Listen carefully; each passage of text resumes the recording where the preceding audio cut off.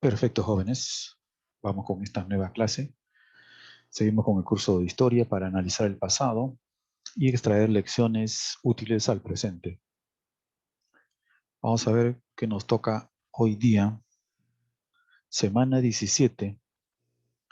Correcto. Tenemos que revisar el tema capitalismo mercantilista. Esta es una etapa que comprende más o menos siglo XV, XVI, XVII hasta el siglo XVIII. Es la etapa inicial del capitalismo. De ahí que se le denomine mercantil. Es una etapa en donde el capitalismo recién aparece como sistema. Es una relación de productores y consumidores. Vamos a ver sus características, igualmente sus problemas, sus conflictos, sus necesidades.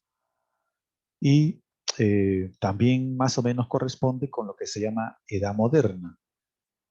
¿Se acuerdan? Edad Moderna desde 1453 hasta 1789. Bueno, acá tenemos a Leonardo da Vinci que nos está diciendo, tenemos como objetivos entender qué pasa con ese sistema capitalista, cómo empieza, cómo se forma. Igualmente, tenemos que identificar, ser precisos en darnos cuenta de cuáles serían los aportes de dos corrientes, el humanismo y el renacimiento, que estaban muy en boga en aquella época. Vamos a ubicarnos.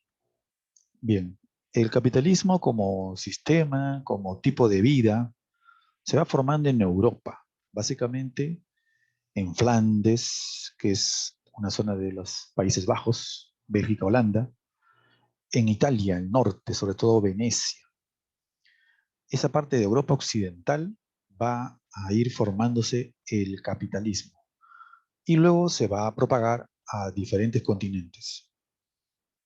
Podemos decir que a fin de la Edad Media, fines del siglo XV, se está gestando este nuevo tipo de vida, un sistema económico, político, ideológico.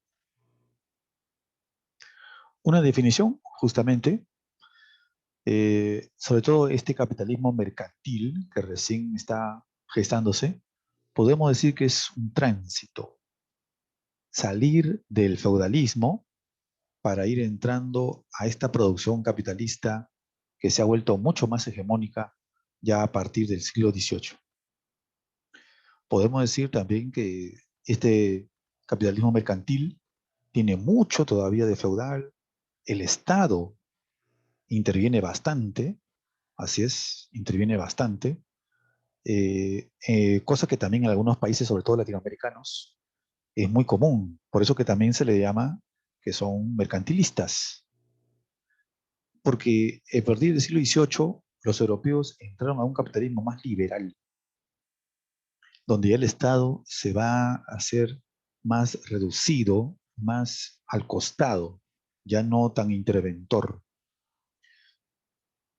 ¿Quiénes son las nuevas clases sociales? Lo vamos a ver, pero podemos adelantar que la burguesía es el sector social que impulsa este capitalismo mercantil. Y por eso esta burguesía hace manufacturas en unos talleres pequeños de 2 metros por 3 metros, haciendo ropita. Busca también hacer un comercio más intenso entre países, entre regiones.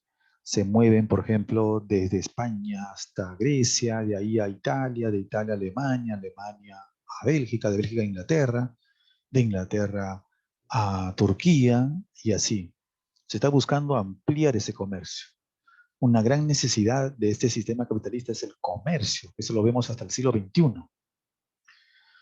La acumulación originaria se refiere a de cómo en un principio los burgueses lograron formar un capital para emprender ese sistema.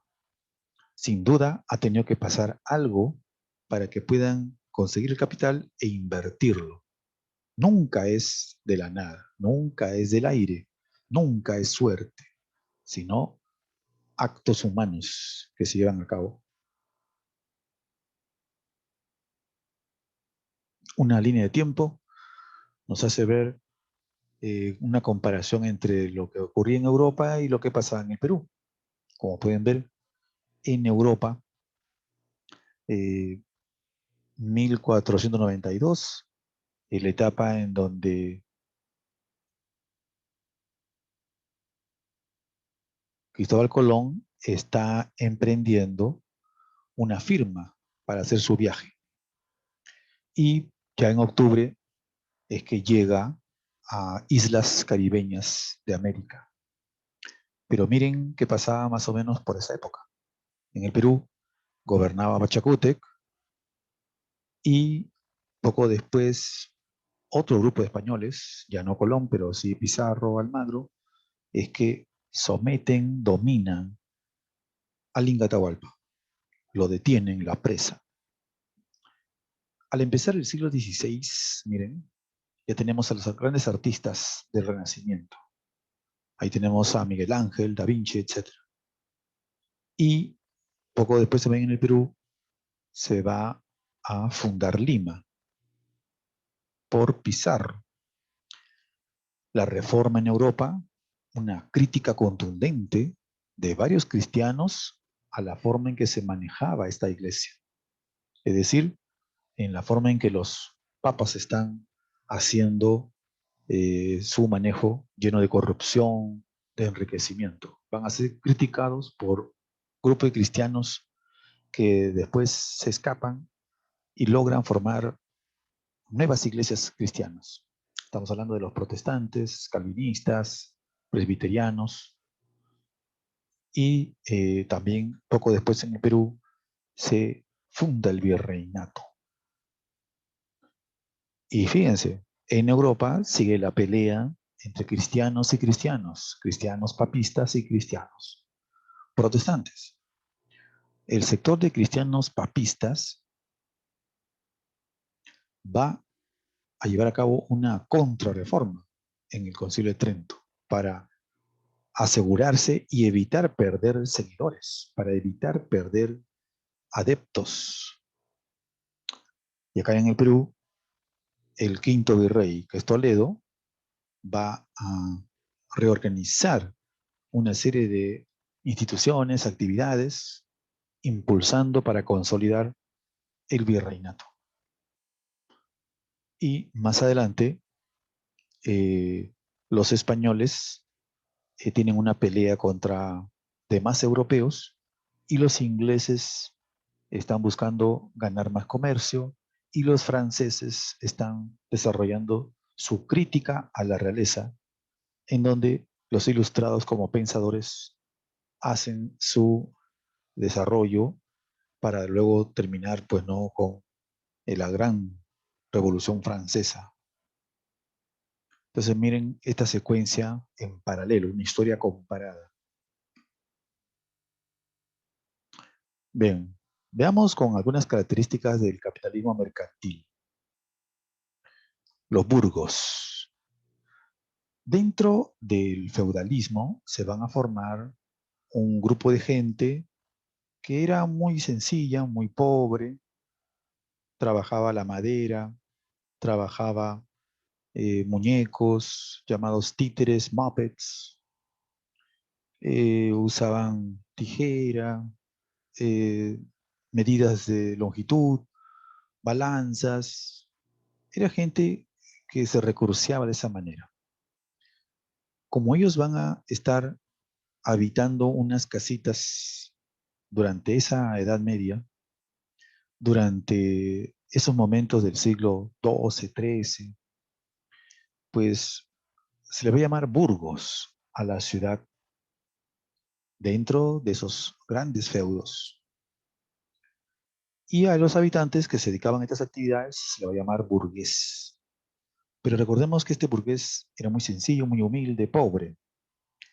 Pero a medida que el feudal iba decayendo, a medida que el boom comercial comenzaba a crecer hacia el oriente, esos burgueses de pobre comenzaron a acumular cierto capital. Vendían, tenían un boom comercial, acumulaban riqueza, encontraban pólvora en Oriente, canela, clavo de olor, papel, brújula, la reproducían en Italia, la, podemos decir, reproducían como una copia, luego la revendían. Entonces, este burgués fue creciendo, se va desarrollando y tiene mejor éxito debido a que los feudales entran en crisis. Recuerden, de no ser por eso, el burgués no hubiera podido crecer. Crece porque los feudales están en bajada, están en crisis.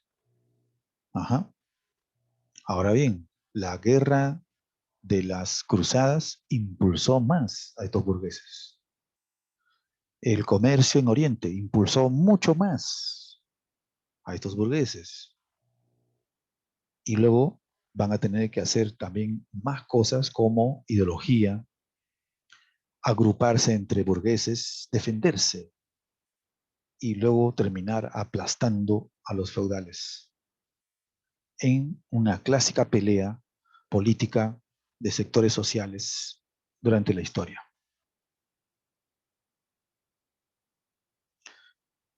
Ahora bien, económicamente, ¿cómo se desenvuelve este capitalismo? Ese burgués entonces, con su taller de 3 metros por 2, como decíamos, un taller pequeño, va a hacer zapatos, relojes, brújula, papel, va a hacer algunas correas, va a hacer sombreros, va a vender todo esto. Pero se movía muy ágil y buscó apoyo en el Estado. Claro, el organismo, el aparato de poder que le puede brindar algunos beneficios. El beneficio, por ejemplo, de no pagar mucho impuesto, el beneficio de conseguir un préstamo a largo plazo, conseguir algún beneficio como cliente seguro y, por ejemplo, también evitar la competencia con otros productores y vendedores, en fin. Algo que en Latinoamérica aún persiste, ¿verdad? Seguimos haciendo mucho de eso en el siglo XXI. Ahora, miren, entonces la producción manufacturera es algo muy común en el capitalismo.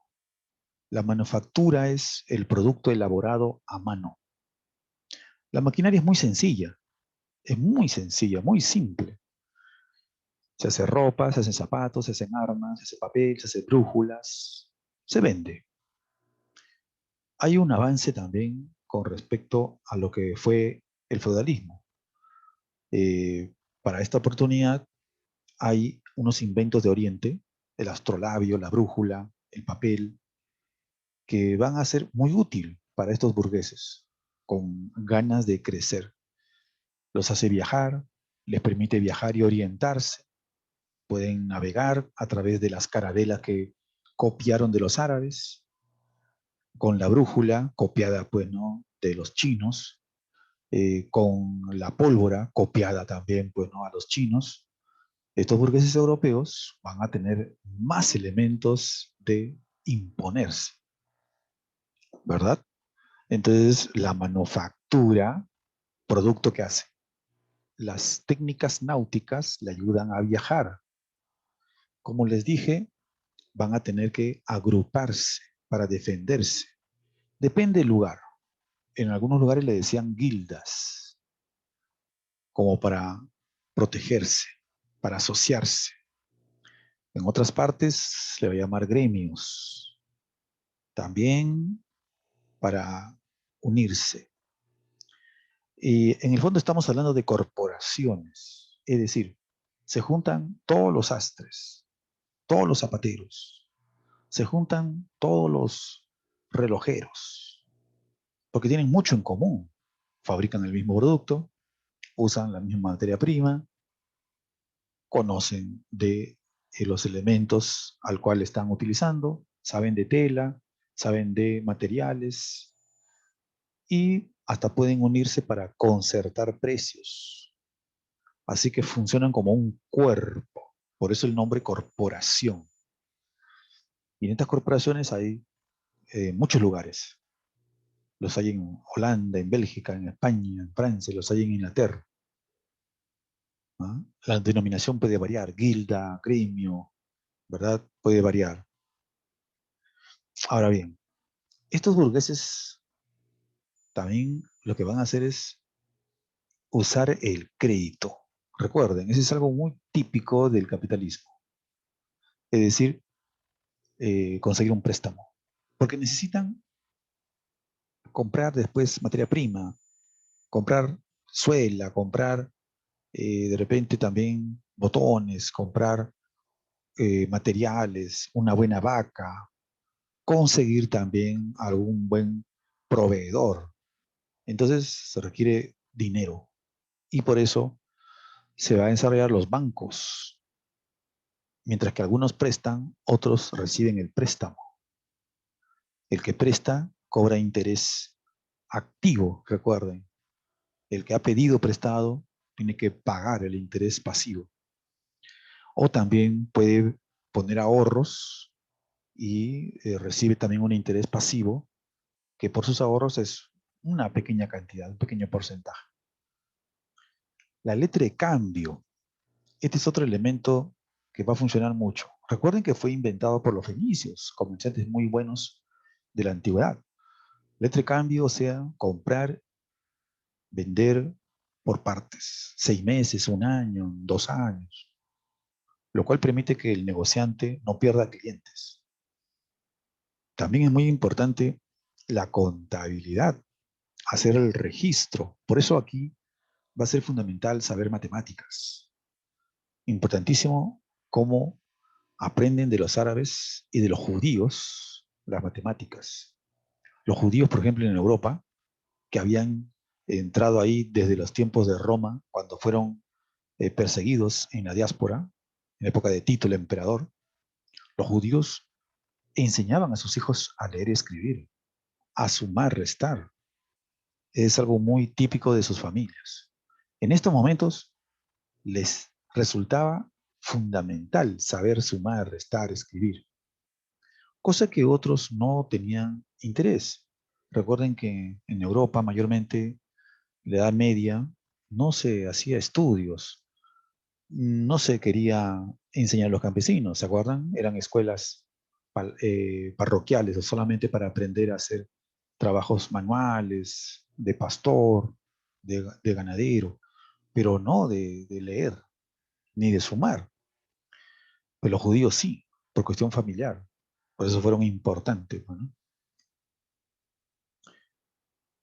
El mercado va a ser importantísimo, una feria. La feria va a ser importante para la reunión de diferentes productores, relojeros, zapateros, textiles, confeccionistas, de repente una concertación de precios o a veces una rivalidad, pero había ferias en diferentes lugares. Y los burgos, las ciudades. Las ferias, por ejemplo, las había en las zonas de Barcelona. Había feria también en Flandes. Había feria también en Champagne, una ciudad de Francia. En ciudades alemanas, de Frankfurt, de Múnich. Entonces, se va a desarrollar una gran cantidad de ferias y se van a juntar también los comerciantes de diferentes ciudades. Cuando se juntaban comerciantes de ciudades, le llamamos ligas. Por ejemplo, la liga italiana, lombarda. Se juntaban comerciantes de Venecia, de Roma, de Toscana, de Nápoles, de Génova. ¿Qué tienen en común?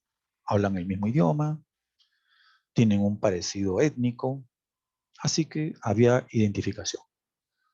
Se formó también una liga alemana, la Hanseática. Ahí está Frankfurt, está Múnich, está Bremen, está Sajonia. ¿Qué tienen en común? Hablan un idioma muy similar, tienen también un parecido étnico, tradiciones, costumbres semejantes. Así también hay una liga helvética de ciudades suizas, una liga flamenca de Países Bajos, una liga catalana de ciudades de España, como Barcelona, por ejemplo, más fuerte, ven cómo ese capitalismo lleva a cabo su formación, cómo se está, ¿no?, impulsando. Acá tenemos un taller de cómo sería un taller, pues, ¿no?, en el Burgo, ¿eh? Va quedando pequeño y se va haciendo un segundo piso, se va ampliando al frente. Entonces, indica de que está creciendo la burguesía. Miren aquí también, ¿no?, un taller. Y claro, en el taller encontramos que está el maestro, es el dueño del taller. Miren cómo se va a formar nuevas clases sociales. Las antiguas que ya habíamos revisado, de Roma, patricio, plebeyo, se ha deshecho. Durante el feudalismo teníamos al señor feudal, el vasallo, el siervo, se va quebrando. Miren cómo se reestructura la sociedad. ¿Ven? Por cuestión de los mismos humanos. Las personas hacen diferentes actividades, renuncian a una actividad y se dirigen a otra. Entonces van cambiando en esta relación social.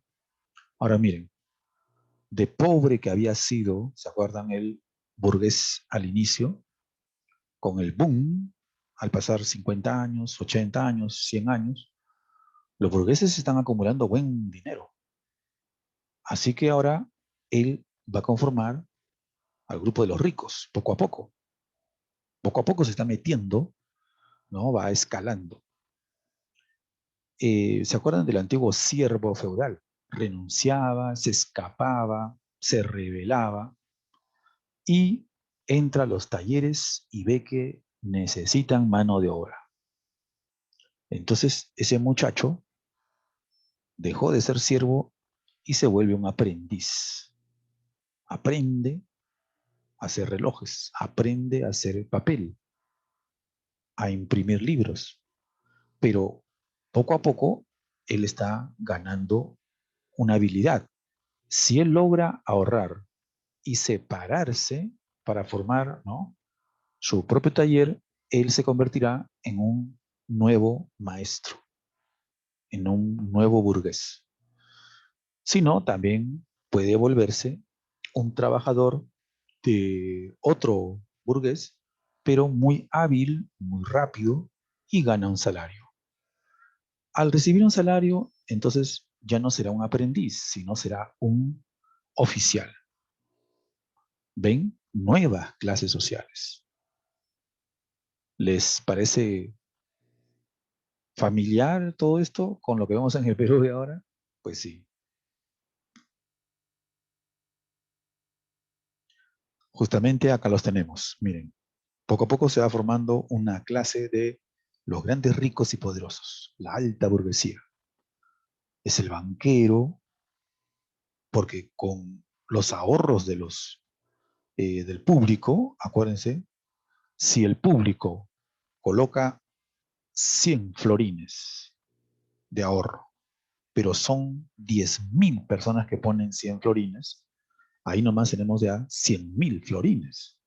Imagínense, con ese dinero, el dueño del banco hace un taller, ¿ya ven? Abre un taller. Y si vende bastante, pues gana. Pero al ahorrista le va a pagar, ya sabemos, un interés bien pasivo. Entonces, así este banquero se vuelve un rico. El comerciante también que vende mucho, o el gran maestro, ¿no? Ahí. Pero hay también, como siempre, el pueblo, ¿no? El pueblo. El pueblo trabajador. eh, Puede haber personas, por ejemplo, que están de aprendices. Acuérdense, el aprendiz no gana salario. Es como un muchacho que lleva, trae, come, ¿no? Pero no gana salario. Le dan su pancito, ¿no? O puede haber gente que vagabundea, gente que trabaja a veces, 2, 3 días y después ya no, o un oficial.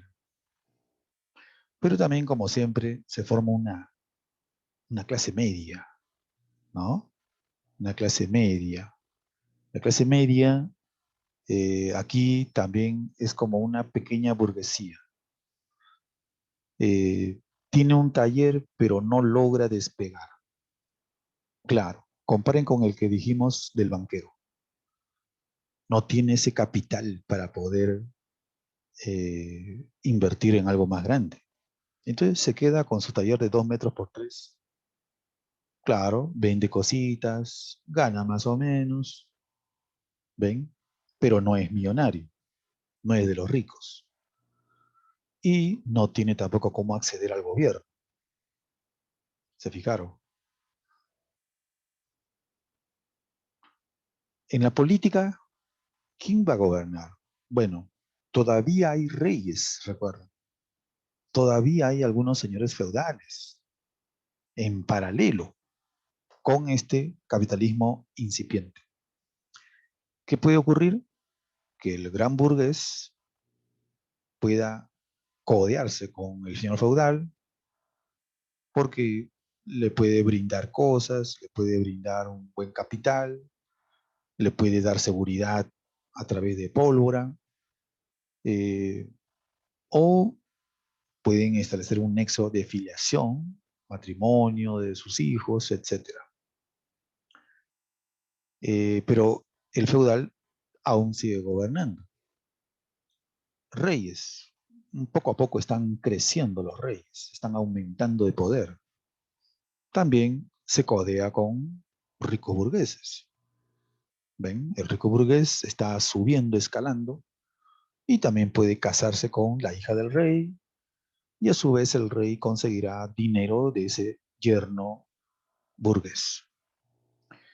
Entonces, la política tiene nuevas características, eh, pero siempre militares protegiendo el gran poder. Un ejército, una burocracia, diplomáticos, gente que está muy ilustrada. Ujú.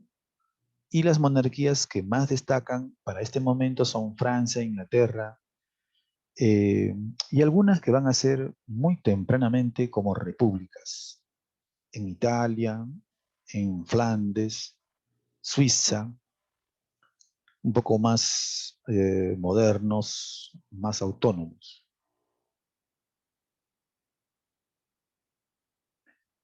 Bueno, en lo cultural se va a formar una élite intelectual, acordémonos. Ahora, muchos de los ideólogos que aparecen en este periodo eh, tienen algunas características. Primero le decimos ideología humanista. Son intelectuales, filósofos, pensadores, poetas, traductores, eh, revaloran a Grecia y Roma, tienen una visión antiescolástica, es decir, están contra los dogmas del cristiano, están contra la supuesta autoridad del Papa, están con ganas de liberarse del pensamiento medieval, del miedo que se inculcó con la escolástica y la Inquisición. Estos humanistas tienen como interés conocer al ser humano, al cual consideran que ni es un dios, ni es un animal, es un ser diferente, que no puede ser por eso despreciado, no debe ser vapuleado como si fuera un perro rabioso, pero tampoco el humano debe ser idolatrado, visto como si fuera un ser divino, ya que no lo es para nada. Entonces, estos pensadores tienen una nueva postura. Y tenemos, miren, a Dante Alighieri, Petrarca, Boccaccio, Maquiavelo, son de Italia. En Países Bajos está Erasmo como su mejor representante. Y en Inglaterra, Tomás Moro, que fue asesor de Enrique VIII y además escribió su libro Utopía. El Renacimiento vendría a ser el despegue de la corriente anterior humanista, pero explayada en arte, en escultura, pintura, como movimiento ya de un nuevo paradigma. de un nuevo paradigma filosófico.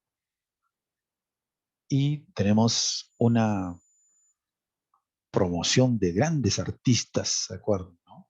Miren, podemos dividirlo en 480, se refiere a el siglo XIV, de ahí que le llamen 480, ¿no? Porque el siglo XIV sería 1400, 1410, 1420, 1450, entonces 480.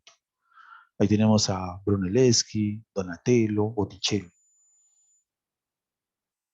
Y en el 580, o sea, siglo XV, claro, debido a que ahí tenemos los años 1510, 1520, 1550, ¿no? 500, entonces 580.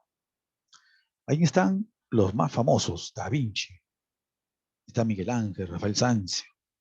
Entonces, como pueden ver, son una pléyade de grandes artistas.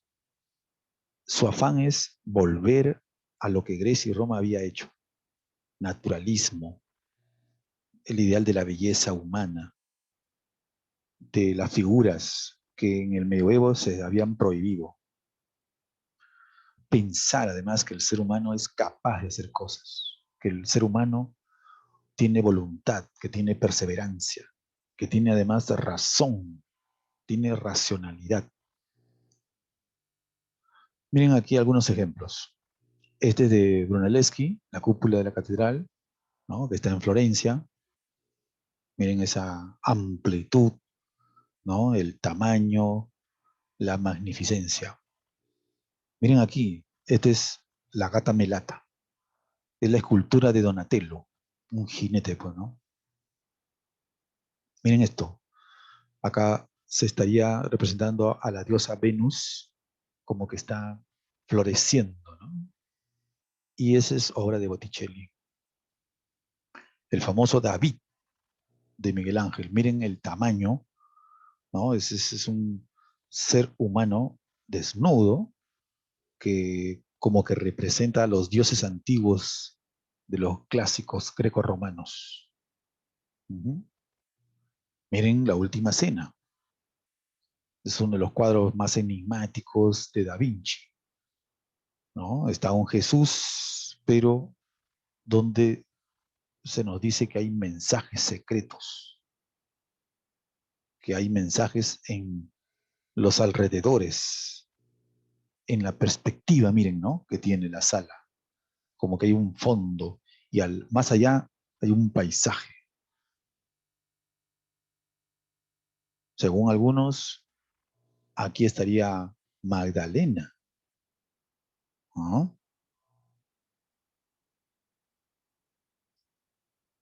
Fíjense que hay uno y dos de los integrantes como apóstoles que no tienen barba y que podrían ser como mujeres, ¿no? Bueno, acá tenemos un esquema de este periodo, ¿no? La burguesía, las causas para su desarrollo, ya ven, decae el feudalismo y sube el burgués. Se hacen también y crecen, ¿no? Las universidades, se desarrolla más cultura, humanismo, renacimiento, y a nivel político se está formando el Estado-nación, o sea, el Estado como instrumento, miren, a cargo de un grupo burgués, emprenden una campaña de identificación de los diferentes sectores a través de una ideología, a través de unas tradiciones. Lo vemos en Francia con Luis XIII y en Inglaterra con los Estuardo. Muy bien, muchachos. Que sea, pues, ¿no?